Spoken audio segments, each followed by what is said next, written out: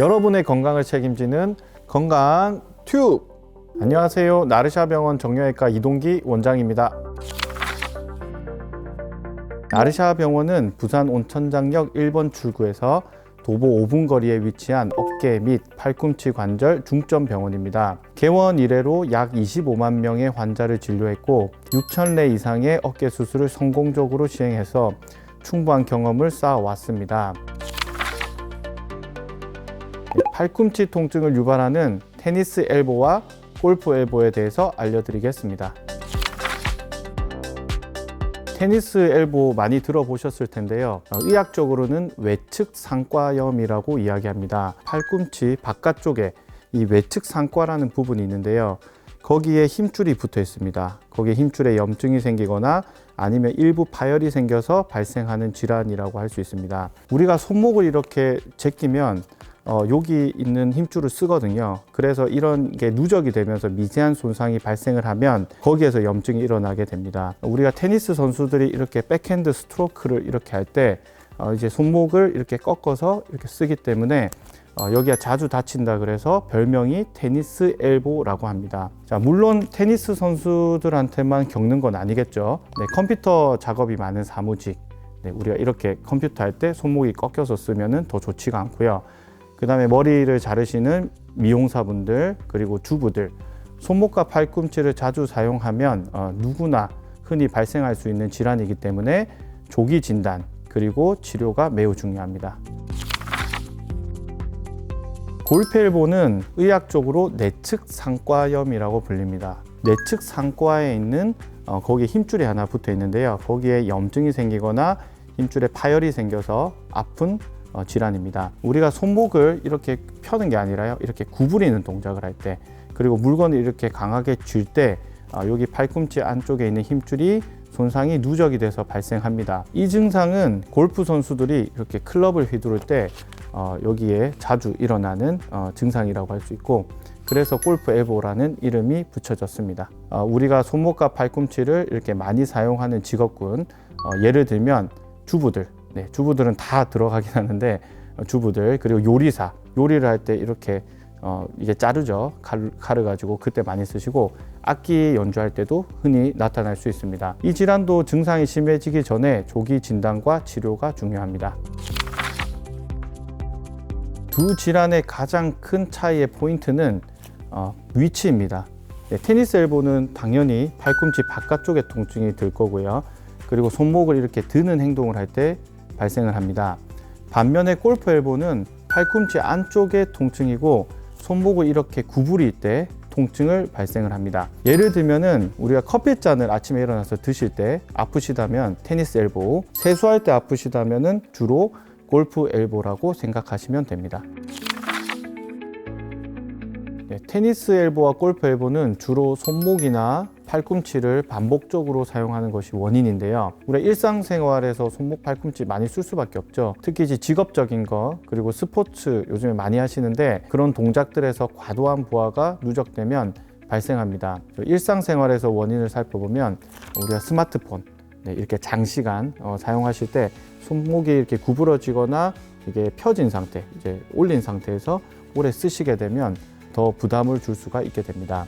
그리고 일상생활에서 주부들 걸레 짜는 거, 그 다음에 이렇게 뭐 터는 행동들, 네, 그 다음에 뭐 이제 빨래하는 거, 네, 그 다음에 요리하시는 거, 그다음에 설거지 하시는 거, 이런 반복적인 행동에서 또 엘보 증상들을 일으킬 수 있습니다. 또 다음으로는 직업적 요인이 있습니다. 네, 우리 테니스 엘보를 가장 많이 일으킬 수 있는 컴퓨터 많이 하시는 사무직 분들, 네, 손목이 이렇게 꺾인 상태로 오래 쓰게 되면은 당연히 테니스 엘보를 유발할 수가 있고요. 그리고 미용사 분들, 그다음 치과 의사 분들, 그다음 요리사 분들, 손목을 반복적으로 이렇게 뒤로 젖히거나 이제 구부리는 동작들에서 많이 발생을 하게 됩니다.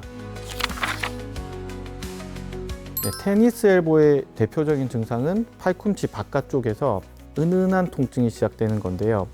아침에 일어났을 때 팔이 좀 뻣뻣하게 느껴지거나 컵을 들 때 약간의 통증이 느껴진다. 네, 이러면 초기 증상일 수 있습니다. 이런 증상을 그냥 두면 점점 이 증상이 심화가 되는데요. 악수할 때나 그다음에 문고리 돌릴 때 날카로운 통증이 느껴질 수도 있습니다. 증상이 심해지면 팔꿈치를 이렇게 구부리고 펴는 것만으로도 바깥쪽에 통증이 느껴질 수 있고 손 이렇게 힘도 약해질 수 있습니다. 반면 골프 엘보는 팔꿈치 안쪽에서 둔한 통증으로 시작되고요. 처음에는 무거운 물건을 이렇게 들어 올릴 때 불편함을 느끼지만 점차 물건을 이렇게 쥐거나 비틀 때도 통증이 생기게 됩니다. 손목을 안쪽으로 꺾을 때, 팔을 앞쪽으로 이렇게 뻗을 때도 통증이 심해지고요. 나중에는 손아귀의 힘이 약해지기도 하고 손목을 구부리기도 힘든 경우도 있습니다.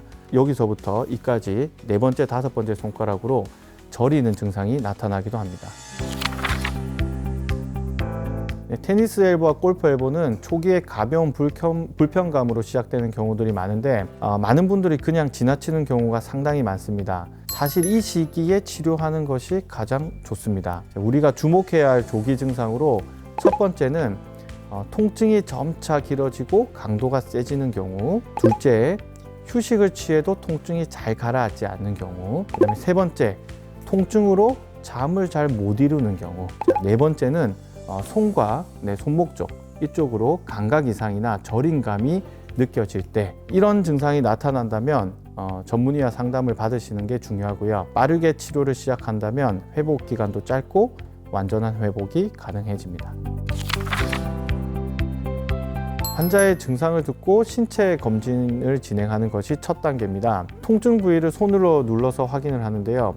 팔꿈치 바깥쪽이면 테니스 엘보, 안쪽이면 골프 엘보로 추정을 합니다. 그 후에 엑스레이를 찍어서 뼈의 변화나 석회가 있는지 여부를 확인을 합니다. 그리고 힘줄 파열의 정도를 따지기 위해서 MRI를 찍어 볼 수 있습니다. 특히 힘줄에 파열이 있거나 상태가 심각한 경우에는 MRI 결과가 치료 계획을 결정하는 데 아주 중요한 역할을 합니다. 테니스 엘보와 골프 엘보는 증상과 힘줄 파열 정도, 그리고 발병 기간에 따라 치료를 단계적으로 진행합니다.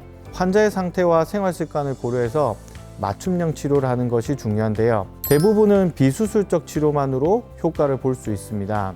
약물 치료로 소염제를 쓰면 염증을 줄여 통증을 완화할 수는 있지만 근본적인 원인 해결에는 한계가 있습니다.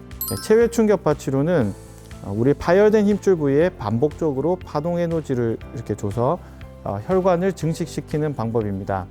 기계를 보시면 여기에 갖다 대고요. 이렇게 통통통통 치면 파동 에너지를 주입해서 혈관을 증식시키면 그 증식된 혈관에 좋은 물질들이 가서 파열된 부위를 좀 재생시키는 치료법입니다. 대부분은 보존적 치료로 충분히 호전되는데요. 2~3개월 이상의 치료를 열심히 했는데도 증상이 계속되거나 그리고 파열이 심한 경우에는 수술적 치료를 고려할 수 있습니다. 수술 방법은 관절 내시경을 통해서 수술하거나 아니면 조금 열어서 개방적으로 힘줄을 봉합하는 방법이 있습니다.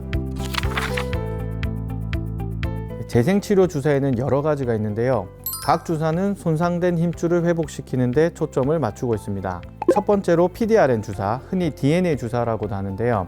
우리 몸의 DNA와 연어의 DNA가 가장 유사하다고 하는데 이런 연어에서 추출한 DNA 조각을 손상 부위에 주입해서 세포를 자극하고 조직 재생을 촉진하는 방식입니다.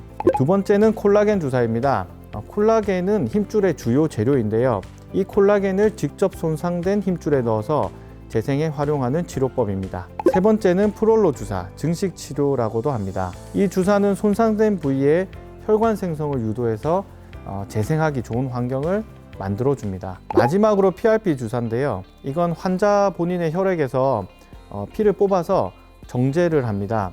그리고 그 정제, 좋은 물질들만 손상된 부위에 주입하는 방법입니다. 이건 내 거기 때문에 자연 치유력을 높이는데 효과적입니다. 이 중에서 어떤 주사가 더 좋다기보다는 환자분의 상태에 맞는 치료를 선택하는 것이 가장 중요합니다.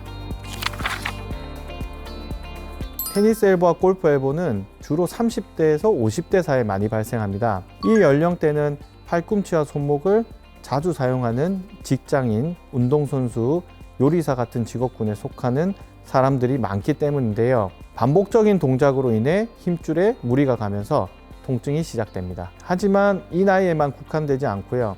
최근에는 젊은 층에도 발생하는 경우가 많습니다. 스마트폰 많이 사용하시죠? 그리고 컴퓨터 장시간 사용하는 사람들이 손목과 팔꿈치를 과도하게 사용하면서 비슷한 증상을 겪을 수 있습니다. 그래서 테니스 엘보나 골프 엘보는 나이에 상관없이 발생할 수 있다는 점을 기억하시는 것이 중요합니다.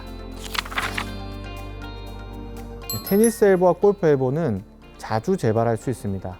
재발을 막으려면 평소에 꾸준히 스트레칭 그리고 근력 운동을 통해서 팔꿈치 주변 근육과 힘줄을 강화하는 것이 중요합니다. 일상생활에서 우리가 컴퓨터를 할 때 손목 받침대를 사용하시거나 그리고 무리한 작업을 피하시거나 중간중간에 충분히 쉬어주는 등 생활 습관 개선도 필요합니다. 증상이 나아졌다고 바로 과도한 활동을 시작하시면 재발 위험이 높아질 수 있습니다.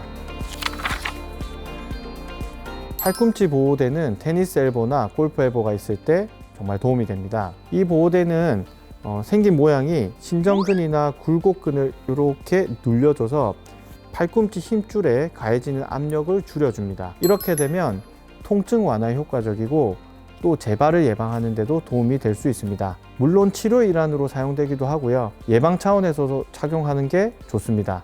다만 보호대만으로 이 모든 게 다 해결되는 게 아니기 때문에 적절한 치료와 함께 병행하시는 것이 좋습니다. 테니스 엘보와 골프 엘보를 예방하기 위해서는 운동 전에 충분한 스트레칭이 정말 중요합니다. 간단한 스트레칭으로 팔꿈치에 가는 부담을 줄일 수 있습니다. 테니스 엘보에 좋은 스트레칭 하나 보여드리겠습니다. 일단 팔을 이렇게 올리시고요. 손등을 반대편 손으로 이렇게 잡으시고 이렇게 쭉 편 상태에서 손목을 아래로 이렇게 쭉 내려줍니다. 자, 그러면 여기에 붙어 있는 신전건이라는 힘줄이 이 근육 부분이 늘어나기 때문에 힘줄에 가는 압력을 줄여줄 수 있습니다. 한 10초씩 10번 정도를 한 세트로 해서 한 3세트 정도 해주시는 게 좋고요. 조금 익숙이 된다 그러면 좀 자주 해주시는 것이 좋습니다. 다음에는 골프 엘보에 좋은 스트레칭을 또 보여드리도록 하겠습니다. 손을 이렇게 앞으로 뻗는 거는 동일한데요. 이거를 뒤집어서 손바닥이 위로 보이게 하고요. 그 다음에 반대편 손으로 손바닥을 잡은 다음에 이것도 아래쪽으로 이렇게 쭉 당겨줍니다.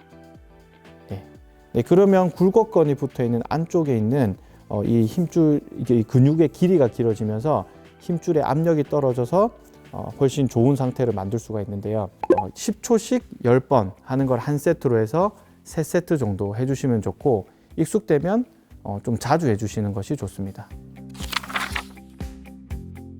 네, 많은 분들이 병원에 오셔서 진작 치료받을 걸 그랬다 이런 말씀을 많이 하십니다. 팔꿈치 통증은 처음에 가볍게 시작되다 보니 그냥 넘어가시는 경우가 많은데 증상이 심해지고 나서야 병원을 찾으시는 경우가 많습니다. 테니스 엘보나 골프 엘보는 초기에 치료만 잘하면 금방 일상생활을 할 수 있습니다. 하지만 방치하면 통증이 오래가고 치료도 길어지면서 생활에 큰 불편을 줄 수 있습니다. 젊은 분들 사이에서도 이런 증상을 호소하는 경우가 상당히 많이 늘고 있습니다. 연령에 상관없이 통증이 계속되면 꼭 전문의와 상담해 보시는 걸 추천드립니다. 통증은 우리 몸이 보내는 경고 신호입니다. 이 신호를 무시하지 말고 조기에 관리하셔서 건강한 일상으로 돌아가시길 바랍니다. 모두가 건강해지는 그날까지 건강 튜브!